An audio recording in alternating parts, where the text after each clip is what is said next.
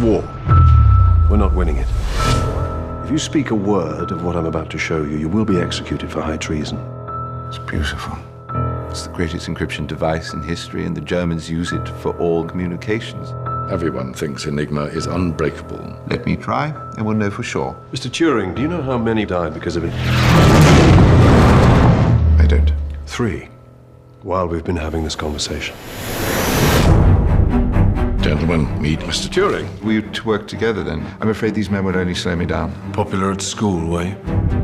We're short on staff. We get more staff then. You have 6 minutes to complete the task. Is that even possible? No, it takes me 8. 5 minutes and 34 seconds. You said to do it in under 6. What is it that we're really doing? We're going to break an unbreakable Nazi code and win the war. Oh. You know, to pull off this irascible genius routine, one actually has to be a genius. I'm designing a machine that will allow us to break every message, every day, instantly. You're going to need all the help you can get, and they are not going to help you if they do not like you. Have you decrypted a single German message? You won't. Never understand the importance of what I am creating here. Our patience has expired. No! If you fire Alan, well, then you'll have to fire me. Me too. And me. You better bloody work. Alan, you do not have to do this alone. What are you doing? What's going on? The Navy thinks that one of us is a Soviet spy. You've got more secrets than the best of them. What if I don't fancy her in that way? Can't tell anyone, Alan. It's illegal.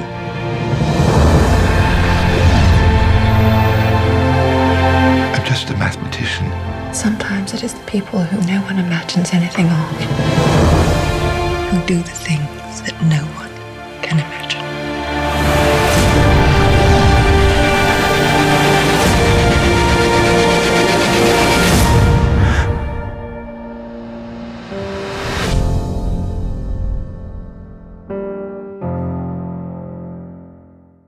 I really like this trailer, quite a bit in fact. But before we talk about how awesome it is, there are 2 problems with it I want to address. Just 2 small problems, although one of them I think could blow up to be a big problem for the film. Actually, maybe potentially they both could.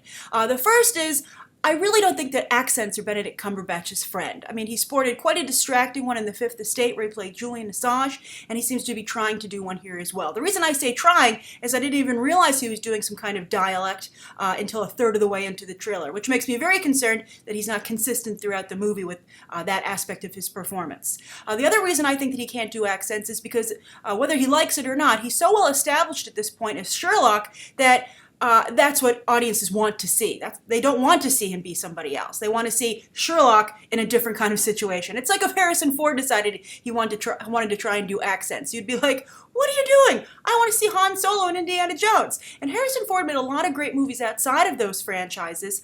For instance, Frantic, a great movie where he was searching for his missing wife in Paris. I love that movie. Mosquito Coast is an interesting film.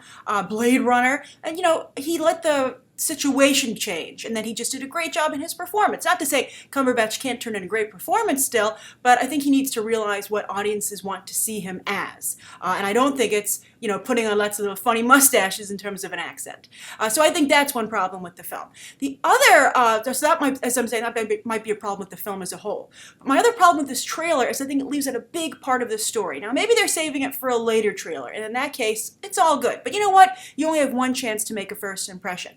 But for the coverage I've seen of this movie, it's going to delve into what happens to this gentleman after World War II and all the great things that he does with code breaking. And that's that he's persecuted for his homosexuality. It's a big part of his life story, and I believe the film is going to, I've been led to believe from the coverage at least, delve into that significantly, because the things that happened to him are horrific, and they're totally legal because at the time, being homosexual was considered a crime in the UK. And so I think that's a fascinating and tragic and a turn of events for this real-life person, and events that should be known. So that's not, they only hint at that at the trailer at the very least, where he's like, what if I don't like Keira Knightley that way? And they're like, well, keep it to yourself. because you can't do that here. And I think that that's misleading, and it's bad for two reasons, that kind of, misleading audiences as to what the movie entails. On the one hand, it makes it seem like maybe they're ashamed of that aspect of the film. They're like, well, don't give away that that's where we're going to go because maybe people won't see it. It's like, own up to the film you've made. The other is that it might just seem like, they already made a movie about this enigma with Kate Winslet, you might recall, a couple of years ago. And of course, The Bletchley Circle is a very popular show, a TV show in the UK. It's transferred over here to the US. It's on Netflix. People watch it. So code breaking is something that's been explored recently with audiences across the globe because of particularly, I think, The Bletchley Circle. We've all seen that machine that this guy created in the opening credits for that show. And so that, I guess maybe that might raise people's interest in this somewhat, but I think this movie needs to show how else it's different than the Bletchley Circle, than just like, it's the origin of the Bletchley Circle, but with dudes! So the things that you like about the Bletchley Circle are not really present here except for Keira Knightley. So those are my two problems with it. Now let's just start with Keira Knightley as we move into what's awesome about this trailer.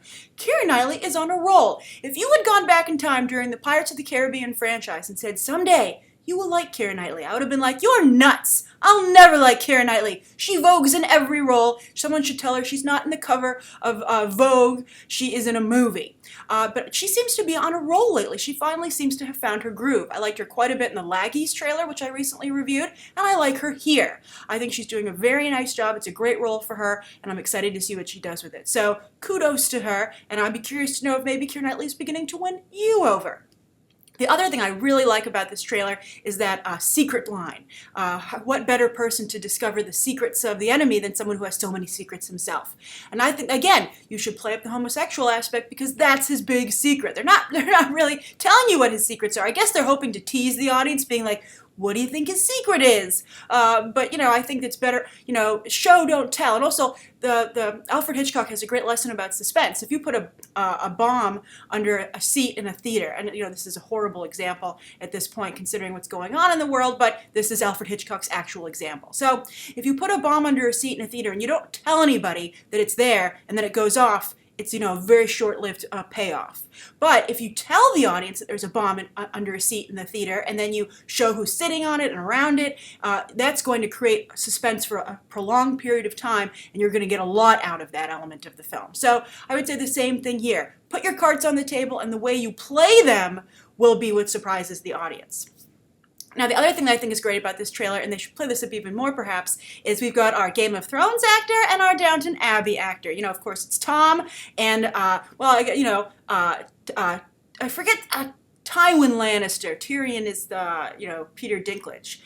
So I think that's awesome that they're here, and I think that maybe will hopefully work in the film's favor. Also, of course, Matthew Goode. Matthew Goode's a very good actor, and actually, the thing I like him most about, if you have never seen this, it's with Chiwetel Ejiofor, by the way. They played it on Starz, but I'm sure in the United States, but I'm sure it's accessible other ways at this point. Dancing on the Edge, spectacular miniseries with Chiwetel Ejiofor and Matthew Goode about the Jazz Age and this all-black band, jazz band, trying to work its way up, into the UK upper class, and kind of the explosive situation that develops there. It's very intriguing. It's not just about race relations. There's like a mystery as well, and it's very, very well done.